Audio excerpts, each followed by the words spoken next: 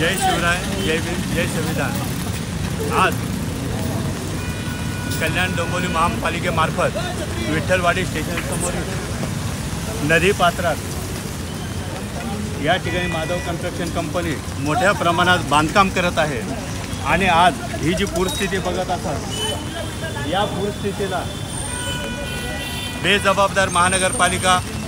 या कामाच्या संबंधित असणारे सर्व भ्रष्ट कल्याण डोंबिवली महापालिकेचे अधिकारी आणि यामध्ये ज्यांना हा करोडो रुपयाचा प्रोजेक्ट चालला आहे, याच्यामध्ये लाखोचा नव्हे तर करोडोचा भ्रष्टाचार झालेला आहे आणि याला पाठीशी घालणारं काही सत्ताधारी असतील, काही राजकारणी असतील, काही पुढारी असतील, परंतु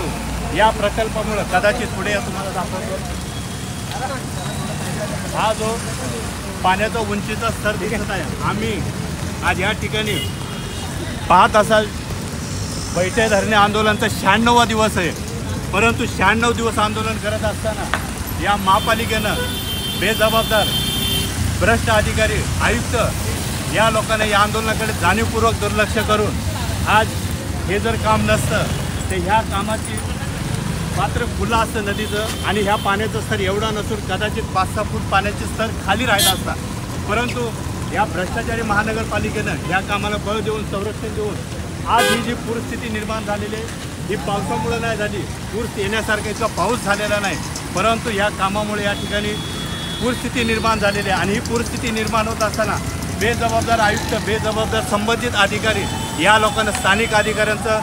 कुठल्याही प्रशासनानं जबाबदारी घेतलेली नाही। कदाचित डॅम सोडला तर या ठिकाणी मोठ्या प्रमाणात पाणी घरात घुसून जीवितहानी होऊ शकते,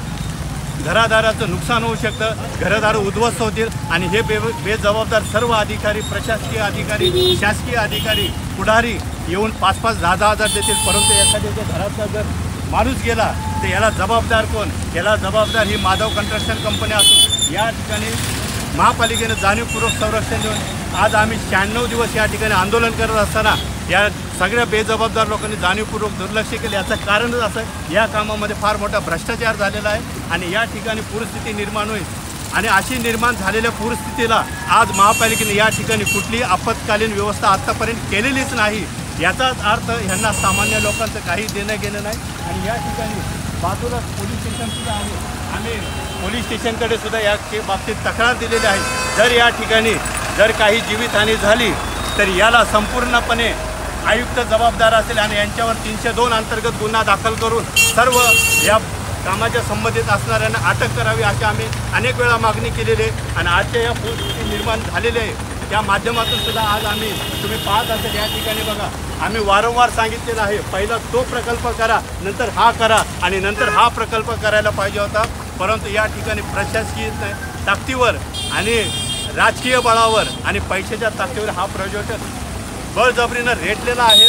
सामान्य नागरिकाला उद्ध्वस्त करणारा हा प्रोजेक्ट माथी मारलेला आहे, हा त्वरित बंद करावा यासाठी आम्ही अनेक वेळा पत्रव्यवहार केलेत, अनेक वेळा प्रशासनाच्या निदर्शनास आणून दिलेलं आहे, परंतु शासनानं कुठलीही दखल घेतली नाही आणि येत्या काळात नक्कीच